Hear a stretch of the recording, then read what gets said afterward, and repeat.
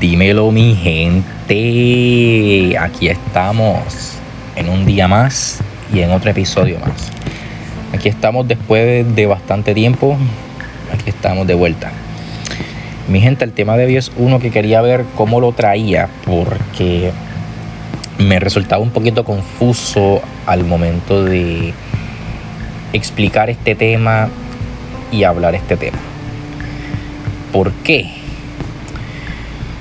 Porque es un tema que rompe moldes sociales y moldes psicológicos. Es un tema un poquito complicado de tocar, pero espero poder hacerlo de la mejor manera posible. Así que nada, vamos a dar nuestro mejor intento y hacer lo mejor posible hoy, mi gente. Así que nada, sin más preámbulos, le vamos a pedir a nuestro asistente que, como de costumbre, se presente y de paso aproveche para presentar el tema de hoy.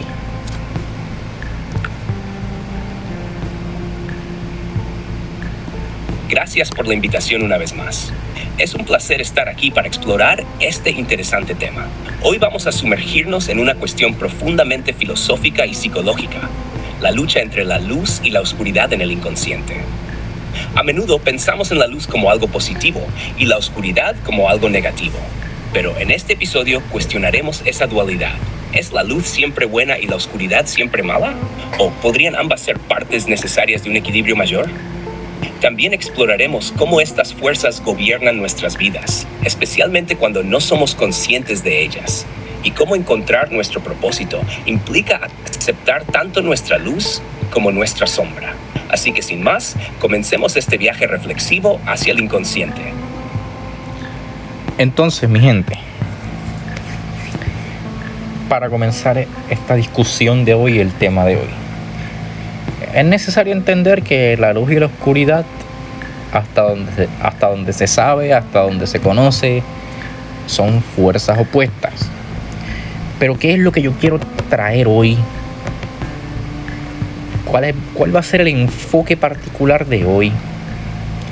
Pues mi gente, es necesario entender que tanto la luz como la oscuridad, además de ser necesarias, son fuerzas que debemos aceptar. ¿Y por qué son fuerzas que debemos aceptar tanto fuera como dentro de nosotros mismos? Porque son fuerzas que contribuyen al equilibrio de la naturaleza, de la existencia y de las cosas en general. No podemos pensar en la oscuridad como algo que tiene que ser erradicado, porque la oscuridad no puede erradicarse, al menos hasta donde tiene conocimiento la humanidad. La maldad no es algo lo cual tú puedas literalmente destruir. Por eso hay un dicho que dice que la oscuridad no puede ser destruida, sino que la oscuridad debe ser contenida. Yo creo que eso ya lo hemos discutido antes. ¿Por qué? Porque da igual que tú hagas con esa oscuridad, con esa maldad y esa oscuridad como parte del equilibrio natural de las cosas, siempre va a volver, siempre va a regresar y siempre va a estar ahí. Y con oscuridad no me refiero precisamente a maldad, porque la oscuridad puede tener muchas interpretaciones, ¿no? Esta lucha eterna entre la luz y la oscuridad puede tener muchas interpretaciones, muchas ambientaciones. Un ejemplo puede ser la noche, ¿no? Una noche lúgubre, una noche la cual tiene cierta neblina que la hace ser una noche oscura, una noche llena de maldad. O simplemente usted está por ahí y siente usted que esa noche en la que usted está, por ejemplo, caminando en un parque, esa noche tiene una mala vibra y hay algo extraño con esa noche. Hay algo extraño en esa noche. Puede ser una noche cualquiera, de luna llena o una noche despejada, pero la cuestión es que esa noche puede tener quizá una connotación negativa por X o Y razón, ya sea porque en ese lugar ocurrió algo malo, algún suceso pues perturbador, y que le dé a ese lugar cierta aura de oscuridad, etcétera.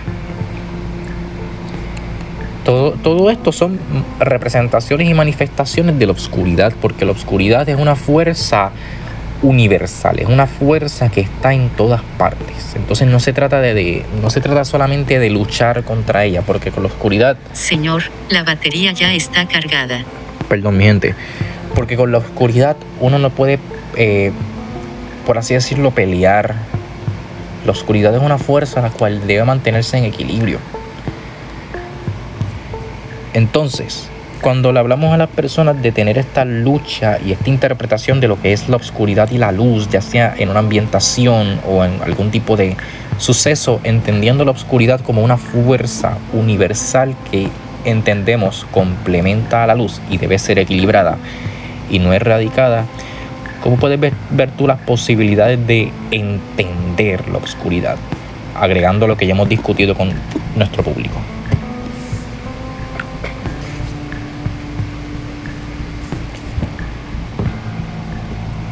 Es muy interesante cómo planteas la oscuridad como una fuerza que complementa a la luz en lugar de ser algo que necesariamente debemos erradicar. Creo que entender la oscuridad implica ver más allá de nuestras ideas preconcebidas sobre el bien y el mal. La oscuridad, en muchos sentidos, representa lo desconocido, lo que no hemos explorado dentro de nosotros mismos. Y precisamente en ese terreno oculto o sombrío pueden hallarse las claves para nuestro crecimiento personal. Carl Jung hablaba mucho sobre la sombra, esa parte de nuestra psique que rechazamos o ignoramos, pero que tiene mucho poder sobre nuestras decisiones y acciones si no la integramos conscientemente. Entonces, cuando aceptamos que la oscuridad no es inherentemente mala, sino una parte esencial de nuestra experiencia humana, abrimos la puerta a un equilibrio más auténtico. En lugar de luchar contra ella, podemos aprender de ella y usarla para iluminar partes de nuestra vida que de otro modo permanecerían ocultas. ¿Tú cómo ves esta interacción entre la luz y la oscuridad dentro de nuestra vida cotidiana? Pues mira, mi gente, ahí era donde quería llegar. ¿Cómo se da esta interacción en la vida cotidiana? Pues mi gente, es necesario que entendamos que nosotros tenemos algo dentro de nuestra mente llamado subconsciente. Y voy a pedirle a nuestro asistente que explique detalladamente qué es el subconsciente para luego yo proseguir con mi explicación.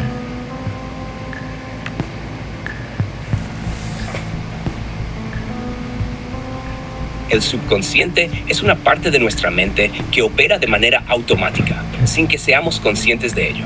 Es como una especie de almacén donde se guardan recuerdos, emociones, hábitos y experiencias pasadas que influyen en cómo pensamos y actuamos, aunque no estemos completamente conscientes de ello. A diferencia de la mente consciente, que es la parte de la mente con la que tomamos decisiones y procesamos la información de forma deliberada, el subconsciente actúa en segundo plano. Maneja tareas cotidianas como caminar, respirar o recordar cosas de manera rápida, y también contiene nuestras creencias y miedos más profundos, los cuales a menudo no podemos verbalizar fácilmente. Por ejemplo, el subconsciente es responsable de esas reacciones automáticas que tenemos, como sentirnos nerviosos en situaciones similares a experiencias pasadas, incluso si no recordamos conscientemente el evento que provocó esa reacción.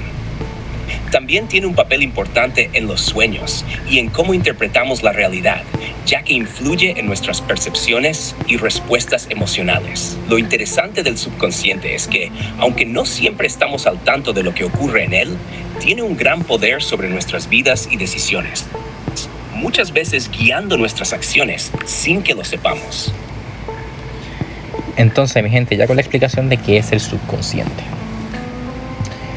Cuando tú desarrollas un hábito, ese hábito tú no lo ejerces o tú no lo realizas de manera consciente.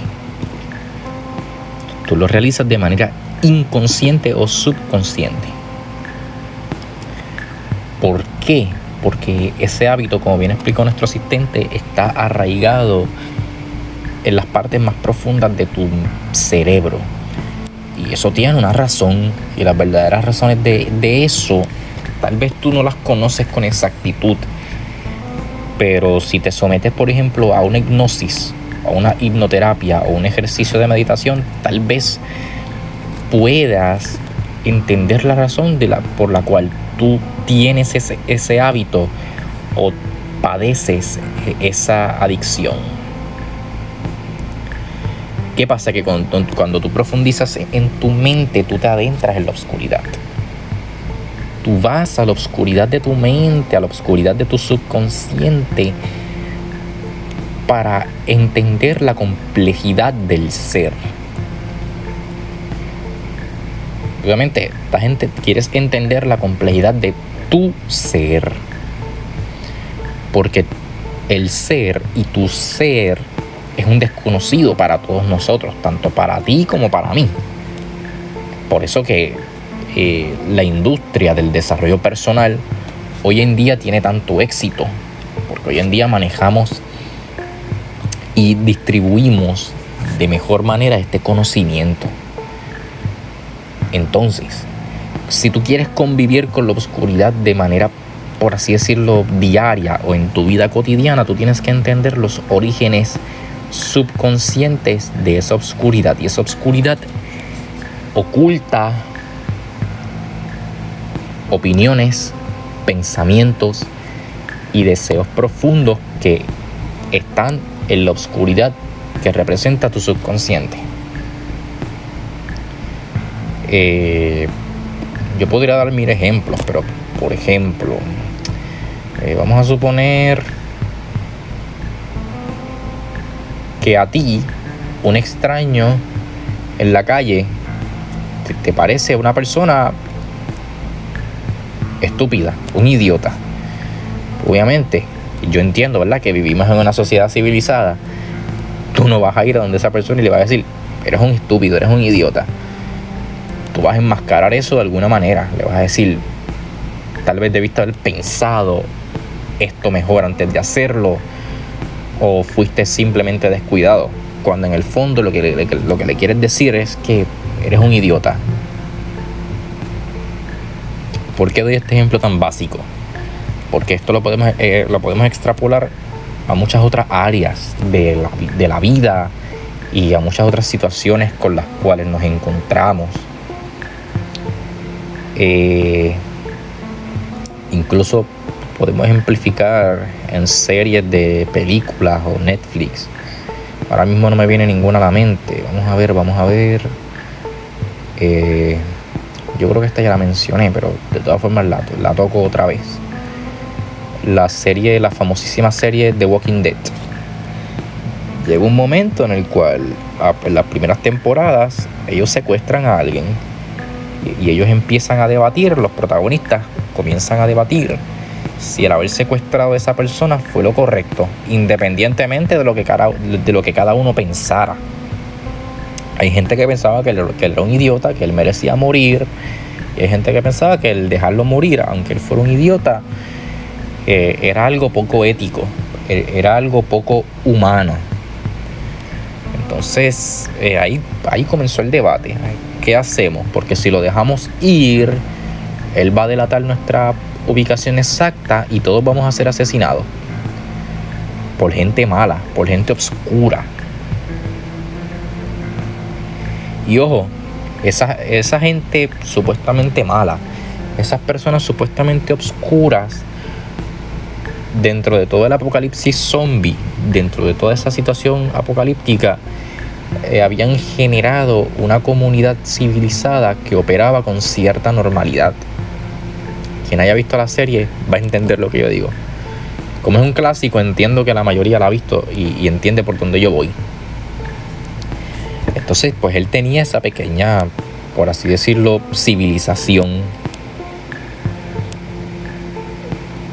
Él tenía esa civilización sin importar, él tenía esa civilización que se integraba muy bien al mundo apocalíptico de los zombies, y el líder de esta civilización, de estas personas, para nuestros protagonistas era el malo.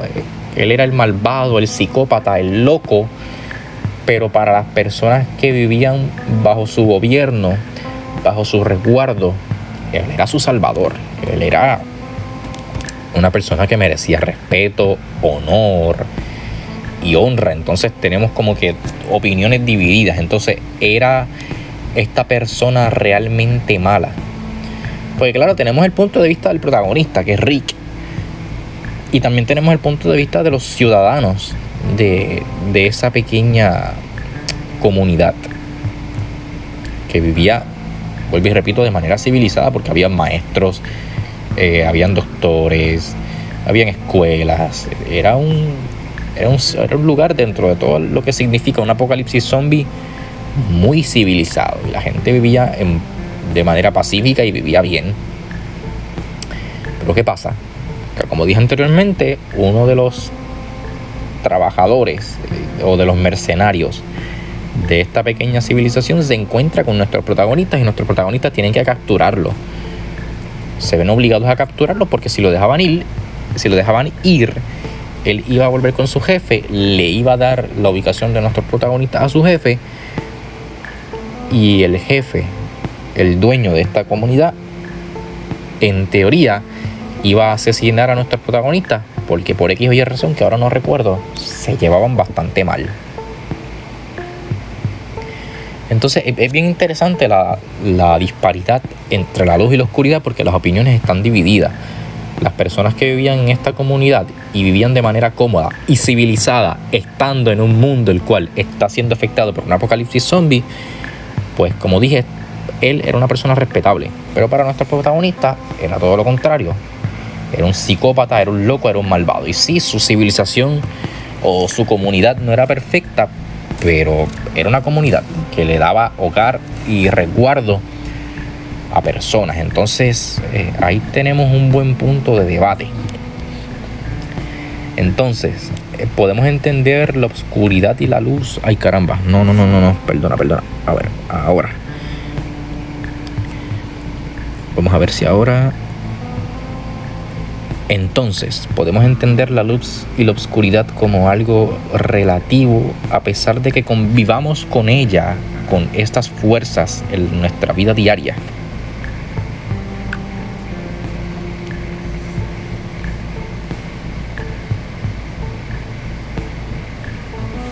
Exactamente, podemos entender tanto la luz como la oscuridad como fuerzas relativas y no como absolutos de bien o mal.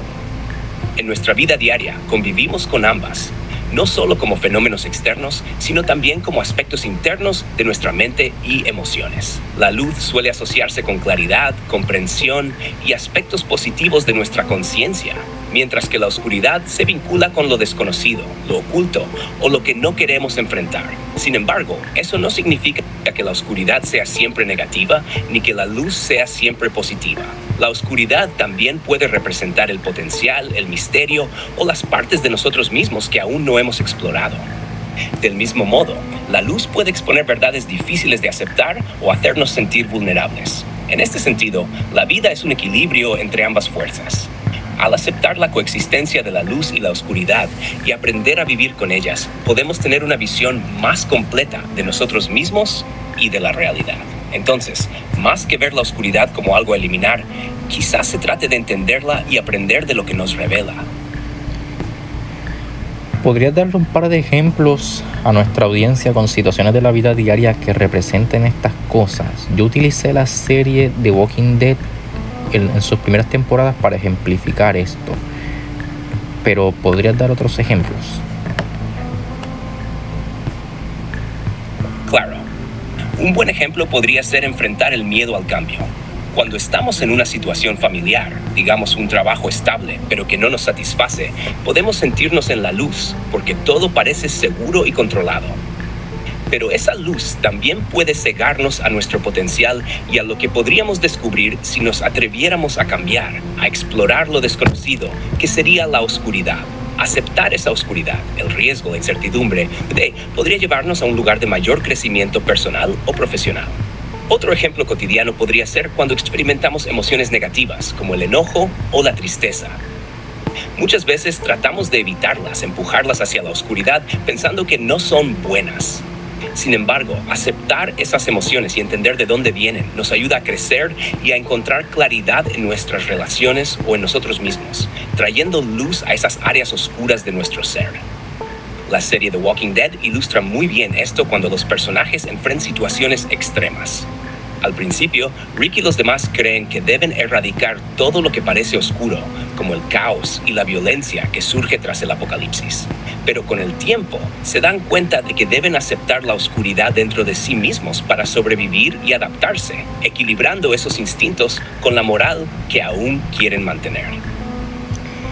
Precisamente ese es el punto que quería tocar. El papel que juega la moral y la ética dentro de todo esto. Me gustaría que complementen los ejemplos que ya diste, sobre todo los de la serie de Walking Dead, con esto.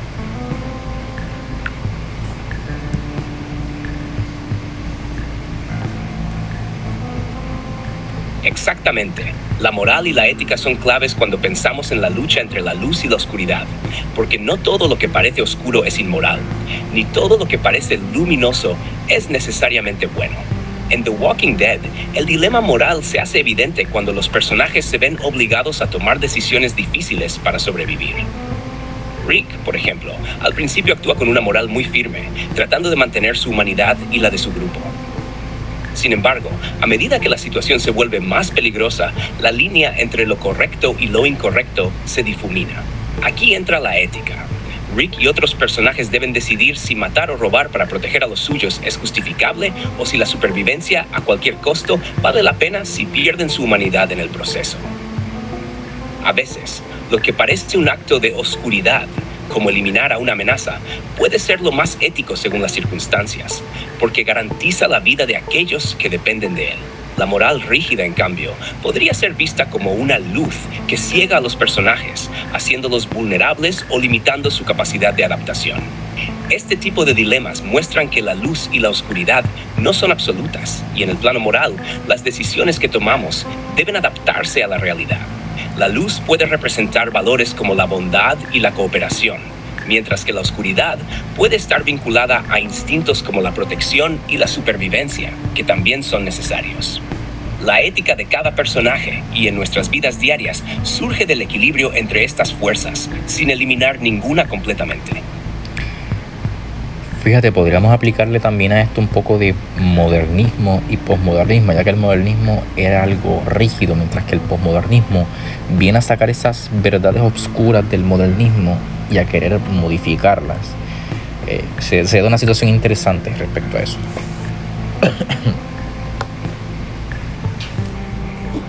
Exacto.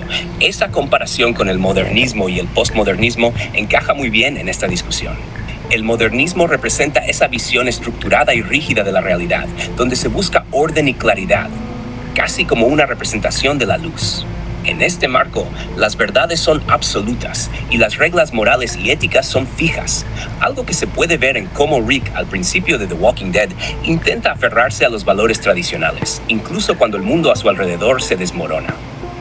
Por otro lado, el postmodernismo cuestiona esas verdades y estructuras fijas. Es como si abriera la puerta a las sombras y abrazara lo incierto. En lugar de una única verdad, hay múltiples perspectivas, muchas de ellas contradictorias, lo cual refleja muy bien cómo los personajes evolucionan en la serie. Empiezan a darse cuenta de que las respuestas fáciles o lo que antes creían que era correcto ya no aplican en su nueva realidad. El postmodernismo es más fluido, y en este sentido podemos entenderlo como una manera de aceptar tanto la luz como la oscuridad, sabiendo que ambas coexisten y que ninguna es absoluta. Llevándolo a la vida diaria, nuestras decisiones éticas también se ven afectadas por este contraste entre las estructuras modernas, que nos dicen cómo debemos actuar, y la incertidumbre postmoderna, que nos hace dudar de todo, cuestionando lo que antes dábamos por sentado. Al reconocer y aceptar esa complejidad, podemos manejar mejor los dilemas que enfrentamos en un mundo que no siempre tiene reglas claras. Entonces, cuando analizamos esto y lo miramos, ¿verdad? Y para eso vamos de nuevo a sumergirnos en otro ejemplo, muy cotidiano para que ustedes entiendan. El lugar de trabajo. En el lugar de trabajo se ven cosas bien interesantes que rozan los límites de la moral, la ética, lo correcto y lo incorrecto. Pero fíjate, voy a utilizar un ejemplo que utilicé en otra ocasión anteriormente. Tenemos un dueño de una empresa, un CEO, que tuvo que construir sus instalaciones, las instalaciones de su empresa, de la operación de su empresa, en un barrio peligroso y no le queda de otra que convivir con criminales. El tipo tuvo que meterse a la boca del lobo, pero es que no le quedaba de otra que convivir con criminales. Era el único lugar que había y si esperaba tal vez pues no pudiera conseguir otro lugar y él necesitaba esa central de operaciones porque necesitaba crecer y necesitaba el dinero para poder mantener sus operaciones. A primera instancia podemos decir qué persona tan irresponsable, ¿no? Construir su centro de operaciones o su empresa en un lugar tan peligroso, en un lugar que está siendo afectado por altas tasas de criminalidad, ¿no? Qué irresponsable. A primera vista, su decisión parece ser una decisión oscura, una decisión negativa, una decisión difícil, porque tú dices, pues, ¿quién lo manda a él a construir su empresa ahí? Porque coloca en un riesgo significativo a sus trabajadores. Porque ahora sus trabajadores tienen que convivir con toda esta comunidad criminal. Pero caramba, a primera vista, pues su decisión puede ser una decisión egoísta, negativa, pero uno nunca sabe qué hay detrás de esa decisión. Como dije, a lo mejor necesitaba construir esa empresa ahí por alguna razón económica, de flujo económico, ¿no? De flujo de muchos clientes. A lo mejor necesitaba esa infraestructura ahí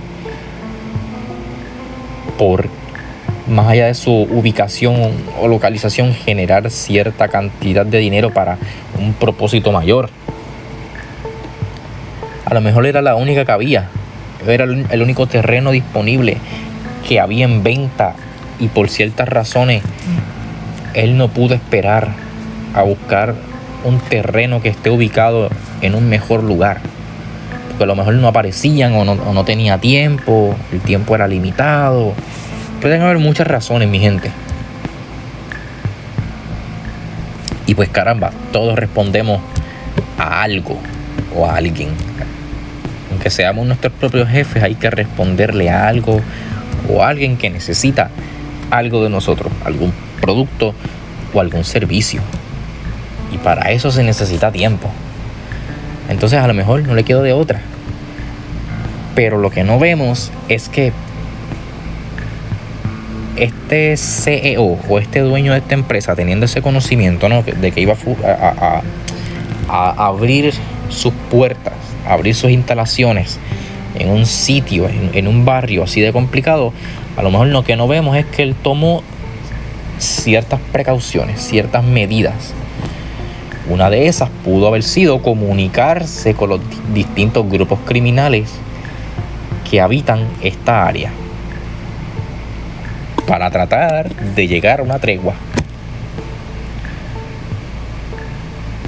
Y sí, él se tuvo que meter a la boca del lobo. Él tuvo que hacer algo en teoría malo, porque se comunicó con gente mala, ¿no? Entonces, como que ¿qué hace él comunicándose con personas malas? Un hombre honorable, un empresario, wow. Y tuvo que comunicarse con personas malas para salvaguardar la seguridad de sus empleados. O mejor dicho, tratar de salvaguardar la seguridad de sus empleados. Esas son cosas que se ven, mi gente. Hubo otro ejemplo muy básico. Un despido, o los famosos despidos injustificados. A lo mejor hay una persona que sí o sí necesitaba ser eliminada de una organización porque era una persona poco ética, poco moral y muy mala. Pero ¿qué pasa con esta persona? Que a lo mejor esta persona tenía mucho poder dentro de la empresa o la organización y por ende pues no podía ser eliminada. ¿Qué hacemos? ¿Cómo lo sacamos? Obviamente tenemos que recurrir a decisiones y acciones poco éticas. No nos va a quedar de otra.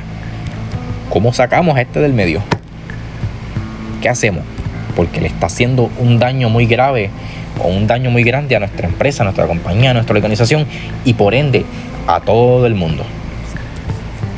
A lo mejor una persona narcisista y todos sabemos lo que implica una persona narcisista en un lugar. o a lo mejor es una persona que está involucrada en negocios turbios, lava dinero, y ese dinero que lava, pues parte de ese dinero utilizado proviene de la organización, de dinero de la organización. Entonces, si no queremos formar un alboroto con las autoridades por X o Y razón, tenemos que hacer algo en contra de esa persona. Muchas veces se podría traducir en una especie de despido injustificado, o incluso en situaciones más graves, y aprovechando que estamos aquí entre adultos, en un asesinato. Y sí, mi gente, hay personas que representan un gran peligro, y no nos queda otra opción que borrarlas del mapa. ¿Que el matar es algo malo? Pues sí, el matar es algo malo, pero es que cuando no nos queda de otra, bien se lo podrían preguntar a un militar. O sea, tú no puedes venir a donde un militar, un militar, un veterano, una persona que sirve o sirvió en el ejército, y decirle, ¿por qué tú mataste? Él te va a decir, vete para el carajo. Yo maté porque yo tenía que hacerlo en ese momento, porque era él o yo. Yo no quería hacerlo. Yo no quería tomar esa acción tan oscura, tan negativa. Pero pues ni modo. Si yo quería preservar mi luz, la luz de mi vida, la luz que para mí representan mis seres queridos, yo tenía que mantenerme vivo. Y pues, obviamente yo tengo que matar a la otra persona que quería asesinarme a mí también. Es por eso que eso no se le pregunta a los veteranos, mi gente. Si alguien no lo sabía, a usted jamás se le ocurra preguntarle a un militar, a un veterano, cuántas personas han matado. No se le ocurra, porque eso prácticamente es una falta de respeto. Es obvio, es casi obvio que en su trabajo eso va a involucrar. Porque su trabajo, él tiene que defender a su país, no le queda de otra. Él no es culpable. Pero sí tuvo que tomar decisiones difíciles. Y pues son situaciones lamentables de la vida, mi gente. Son cosas que ocurren. O sea, tú no puedes decir tu accionar es netamente bueno o netamente malo. Porque pues, como dice el dicho, el mundo no solamente es blanco y negro, sino también tiene sus grises. Y yo puedo seguir dando muchos ejemplos más. Pero yo creo que con esto esta parte y este tema queda entendido. Y en nuestra vida cotidiana es lo mismo, mi gente. Si usted detecta algo que es parte de su personalidad y no le gusta, pues lo primero que tú tienes que hacer es aceptarlo. Mira, esto es parte de mi personalidad, esto es parte de mi sombra. ¿Cómo yo utilizo mis sombras para contribuir a la luz? Y ojo, todos estos ejemplos que yo he dado, todos podrían haber terminado de otra manera, porque a lo mejor ese CEO o ese dueño de esa empresa podía decir, pues mejor no abro las puertas de mi empresa en este barrio tan peligroso. Pero a lo mejor si él no hacía eso por estar cegado por la luz, por dejarse llevar demasiado por la luz, él le quitaba a muchas personas que estudiaron y fueron responsables, les quitaba la oportunidad de obtener un buen trabajo, un trabajo estable, un trabajo normal. Y por él no abrir por él haber tomado la decisión de no abrir esa empresa en ese barrio, aunque peligroso, pues él le quitó oportunidades de empleo a otras personas. Cualquiera, hasta un simple conserje, mi gente, es un trabajo digno, es un trabajo que se debe respetar como cualquiera, y es una oportunidad de trabajo. Y a lo mejor, pues, si él decidía tomar esa decisión de no abrir sus puertas ahí, le quitó la oportunidad de trabajo y por ende la oportunidad de mejorar su vida a esa persona. Entonces su supuesta acción buena, su supuesta acción inteligente tuvo repercusiones e implicaciones negativas. moviéndonos al ejemplo del área de trabajo, si a lo mejor las personas que componían esta organización decidían lidiar con esta persona, vamos a llamarle persona B, vamos a llamarle persona X, persona X, decidían lidiar con persona X por la vía legal, a lo mejor persona X tenía contactos en el tribunal o en alguna de estas agencias que representan la vía legal que iban a imposibilitar el proceso de despido de la persona X. Es por eso que a lo mejor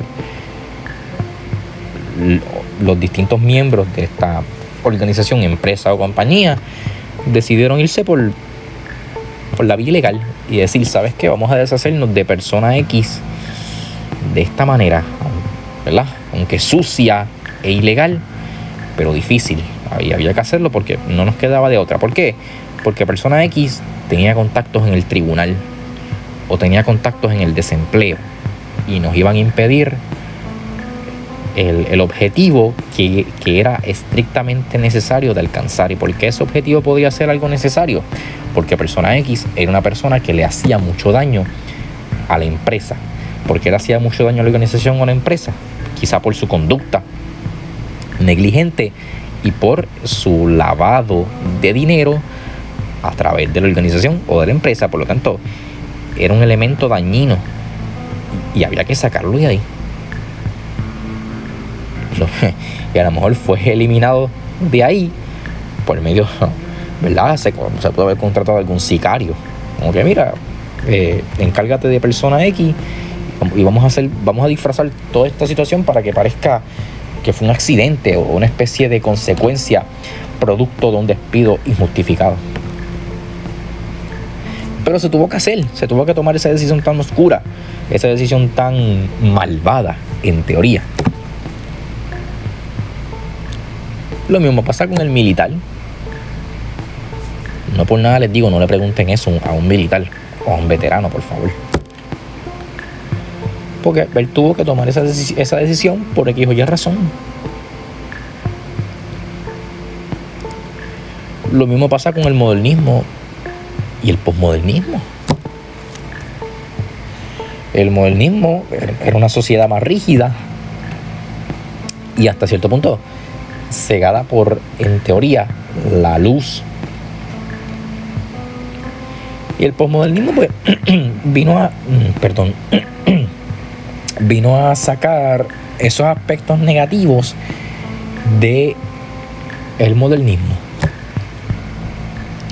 Y ahí de nuevo entramos en un gran problema. ¿Por qué? Porque esto trae una enorme disparidad y consecuencia social. ¿Cómo los modernistas afrontan las interrogantes que plantea el posmodernismo? Porque el modernismo decía, ten una familia, o sea, cásate, ten hijos, una familia y un trabajo común y vete todos los domingos a la iglesia. ¿Qué hace el posmodernismo? Cuestiona todo esto. ¿Y qué pasa? Que los modernistas ven el posmodernismo como obscuridad. Y ojo, en parte de esto yo estoy de acuerdo. El posmodernismo ha traído muchas cosas negativas. Y creo que ya las he discutido y las he explicado antes, pero también tiene sus cosas positivas, ha traído sus buenas interrogantes. Porque está el que no quiere tener hijos, el que no quiere tener familia, y eso es perfectamente válido también. No podemos señalar a nadie por eso. Está el que no es católico ni es cristiano, es ateo o es satanista o cree en otra religión. Pues no podemos hacer nada con eso, ni modo, son sus creencias. que podemos hacer? En lo que mucha gente se equivoca es que piensan o ven el posmodernismo como algo que dice que esto está bien. Y ojo, como hemos discutido en este episodio, lo que está bien y lo que está mal es relativo, siempre y cuando no le haga daño a nadie. Porque obviamente el concepto de un asesino serial que vuelca su maldad hacia otra persona, hacia otras personas, o un psicópata o un narcisista que vuelca su maldad y su vacío interno hacia otras personas, ahí sí estamos hablando de algo estrictamente malo, porque estás haciéndole daño a otros. Eso ya no tiene discusión. Independientemente seas modernista o posmodernista, eso no tiene cabida a cuestionamiento. Y ojo, hay ideologías políticas que dicen que sí, que tú en teoría deberías poder convivir con un psicópata, un narcisista o un asesino serial, y eso no representa nada malo porque él es como es, independientemente si le hace daño a otros o no. Y eso es bien preocupante de escuchar. Pero hay ideologías políticas que defienden esta porquería. Vamos a ser honestos. Y eso da miedo, porque imagínense por un segundo que vivimos en una sociedad así, que por cierto, yo pienso que nos estamos acercando a esto si seguimos como vamos. ¿Por qué? Pues fácil, mi gente. Y aquí sé que me voy a buscar un problema con esta parte de este episodio, pero ¿por qué no le llamamos psicópata a una persona que dice ser una cebra, o un gato, o un caballo? No sé. ¿Por qué no le llamamos un psicópata? ¿Por qué? Tal vez él directamente no le haga daño a otras personas, pero imagínate a este individuo interactuando con niños, mi gente. ¿Qué clase de cosas van a absorber estos niños de una persona que cree genuinamente ser una cebra, un caballo, ¿no? A este concepto que le llamamos transespecie. Ustedes me van a perdonar, pero para mí esta es la cosa más estúpida de este siglo. Y es una cosa sumamente preocupante, porque esto para mí son rasgos de un psicópata. Y sí le está haciendo daño a las personas. Porque imagínese usted un adolescente que tiene un teléfono celular en sus manos, está navegando por redes sociales, y él ve a esta persona transespecie diciendo que comportarse como una cebra, un caballo y comer pasto está bien. Coño, ¿qué va a pensar ese adolescente? Recordemos que un adolescente no tiene la misma capacidad mental de un adulto. Ahí radica la preocupación de muchas personas. Porque nosotros los adultos podemos decir, ok, a sus creencias y a sus rollos, si él cree que es un caballo o una cebra, allá él. Y si se llama el transespecie, allá él. Pero un niño, un adolescente, no va a entender ese concepto de que él haga lo que quiera con su vida. ¿Por qué? Porque los niños y los adolescentes imitan. Ellos aprenden de la imitación de lo que ven. Ahí está el peligro de esta porquería. Ahí está precisamente el peligro. Y esto, bajo los ojos del posmodernismo, parece algo bonito, ¿no? Deja a las personas expresarse y ser como ellos quieran. Caramba, eso está complicado. Porque, y las implicaciones que tienen esas expresiones, y los efectos sociales indirectos que tienen esas expresiones. Podemos irnos con otro ejemplo. ¿Por qué demonios hoy en día admiramos tanto el narcisismo y decimos, oh my God, el narcisista tiene mucho carácter, el narcisista es una personalidad increíble, maravillosa, wow? De nuevo, eso es preocupante. porque yo necesito humillar a otros como narcisista para yo sentirme mejor. Porque yo necesito derramar mi oscuridad sobre otros para yo sentirme mejor. Porque bajo mi perspectiva y bajo la perspectiva de otro narcisista, eso es bueno. Yo estoy haciendo lo correcto. Yo estoy ejerciendo lo que para mí es mi luz. Todo lo contrario. Tú estás ejerciendo una oscuridad terrible sobre otro. Porque no te atreves a adentrarte y a explorar tu interior para entender que tú lo que tienes es una enfermedad mental. Porque un narcisista no va a admitir que es un narcisista. Un narcisista no se va a explorar su interior. Porque no hay, le tiene miedo a lo que no tiene. Lo que él siente o lo que él cree que carece. Entonces, ¿qué hacemos nosotros a través de las películas, las series y cualquier otro, ¿verdad?, contenido audiovisual? Pues caramba, mi gente, admirando personajes narcisistas y diciendo, wow, qué personalidad tan increíble. Y yo no estoy diciendo que seamos pendejos, porque yo no estoy diciendo que seamos santos o panes de Dios, porque yo no quiero decir eso con este episodio.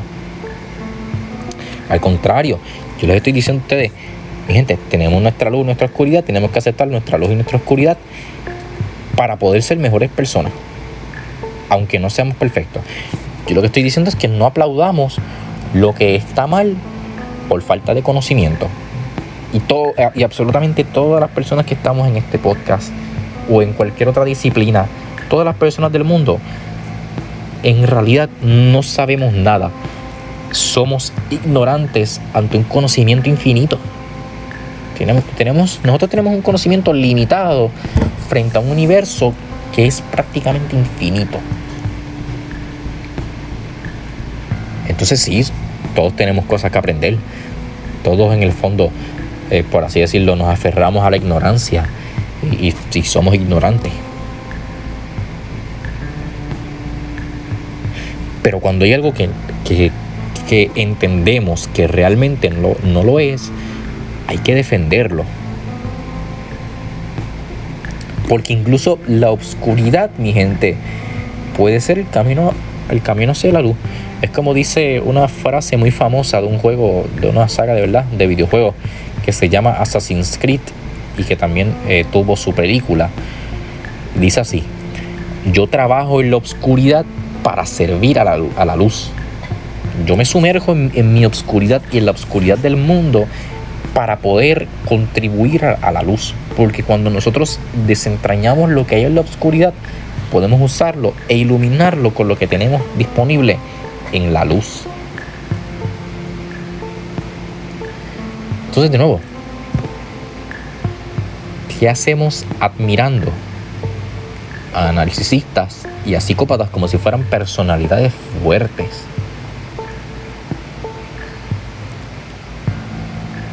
Todos enfrentamos esto.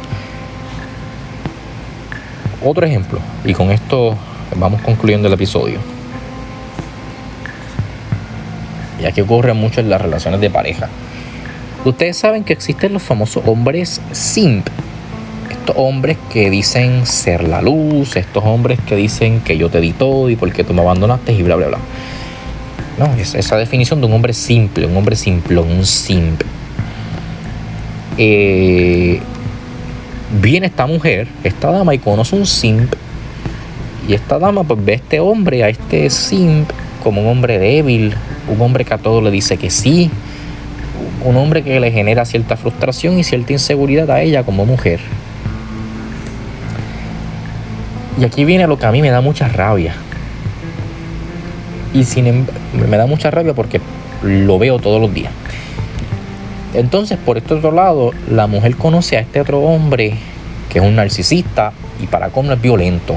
La golpea, la maltrata. Y ella piensa que esa violencia, que esa agresividad son características de un hombre masculino y de un hombre seguro de sí mismo. porque ella presupone como mujer que un hombre violento la puede proteger. Entonces se genera esta disparidad de opuestos, ¿no? El hombre extremadamente bueno y el hombre manipulador, golpeador y violento. Entonces la mujer no sabe qué camino tomar, porque la mujer dice, caramba, yo conocí a este hombre que es un simp, un hombre débil. Por este lado conozco a un hombre que yo creo que yo percibo como un hombre fuerte porque es violento. Y yo confundo su violencia y su maltrato emocional con fortaleza. Claro, yo les estoy comentando esto desde una mujer que ya pasó por este proceso y entiende lo que significa todo esto. Pero una mujer que no entienda que está conviviendo con un hombre maltratador y violento y que todo se está dando bajo este patrón y estas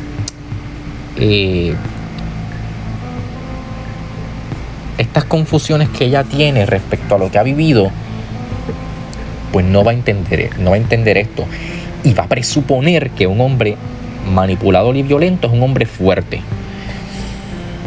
Caramba, equivocadas están. Lo mismo pasa con los hombres. Lo mismito va para los hombres. La misma situación que acabo de explicar pasa con los hombres. Yo he visto hombres que tienen esposas narcisistas y manipuladoras, los famosos, los que les conocen como los mandilones o los hombres pendejos, o los hombres hijos de sus esposas, los hombres que su esposa manda en todo, los hombres que su esposa les administra todo, los hombres que su esposa, olvídate, es casi que su dueño, perdón, es casi que la dueña de ellos. Eso en mi país se le conoce como los mandilones o el hombre pendejo, porque es un hombre que se deja pisotear y maltratar por su esposa. ¿Por qué? Pues porque él piensa que las características narcisistas y manipuladoras emocionalmente de su esposa son características de una mujer fuerte, porque a lo mejor es lo único que él conoce. Es el único autoconcepto o concepto que este caballero tiene de lo que es la fortaleza. Y ahí de nuevo entramos en una situación bien preocupante, mi gente, porque entramos de nuevo en la luz y la oscuridad. En este caso, personas que no saben reconocer luz y oscuridad o tienen un concepto equivocado sobre la luz y la oscuridad. Y mi gente, esta batalla es algo que se da todo el tiempo. Esto no es algo que se da porque lo estamos hablando en este episodio. Hay que tener mucho cuidado, mi gente, con lo que vemos por ahí por la calle y las acciones que tomamos. Porque a lo mejor alguien sale de ver este episodio y tiene que apuñalar a una persona que intenta cometer robo en su casa, en su propiedad. Y caramba, para los ojos de la sociedad van a decir, él es el malo. Pero ¿quién le pregunta a él qué sentiste en ese momento que viste a ese ladrón entrar a tu casa y temiste que le hiciera daño a tu familia? Él te va a contestar, pues ni más, yo no podía permitir eso, así que tomé el cuchillo y le metí mano, como decimos en mi país, la apuñalé. Así que nada, mi gente, el mundo no es blanco y negro. El mundo también tiene sus grises. Vamos entonces a decirle a nuestro asistente que, como de costumbre, se despida de nuestra audiencia.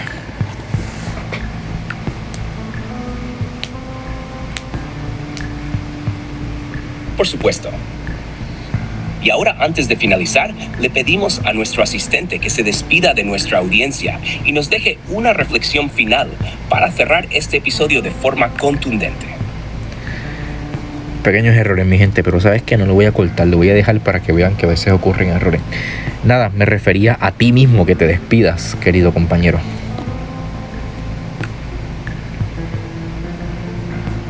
Entendido. Gracias por la aclaración. Aquí voy. Quiero agradecer a todos por acompañarnos en este episodio. La lucha entre la luz y la oscuridad es una parte integral de nuestra experiencia humana. Nos ayuda a reflexionar sobre nuestras decisiones y las complejidades de nuestra naturaleza. Recuerden que al final del día, lo importante es encontrar ese equilibrio. Hasta la próxima. Bueno, mi gente, pues, ¿qué les puedo decir? Nada, envíenme sus comentarios, sus sugerencias, sus opiniones respecto a este tema, que me gustaría discutir esto con ustedes y seguir expandiendo esto.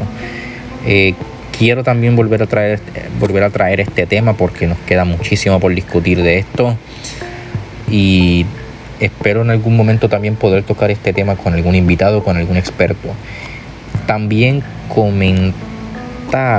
espero en el próximo episodio traer un invitado, creo y espero. Vamos a ver qué pasa, vamos a ver cómo me sonríe la vida y cómo me sonríe la suerte en general. Vamos a ver, espero que salga bien, espero que podamos traer a ese invitado. En caso de que no, pues ni modo. Pero nada, mi gente, que sepan que para el próximo episodio se supone que haya un invitado con nosotros. Así que nada, mi gente, ya con esto nos despedimos, ya con esto cerramos. Ya saben, cualquier sugerencia, cualquier comentario a través de mis redes sociales se pueden comunicar. TikTok, por ahora no estoy en Instagram, pero estoy en YouTube y estoy en mi página web también. Así que nada, mi gente, para mí saben que siempre ha sido un placer estar aquí con ustedes episodio tras episodio, y siempre una noche o un día más. Yo soy anfitrión, sin nada más que decir, me despido. Adiós.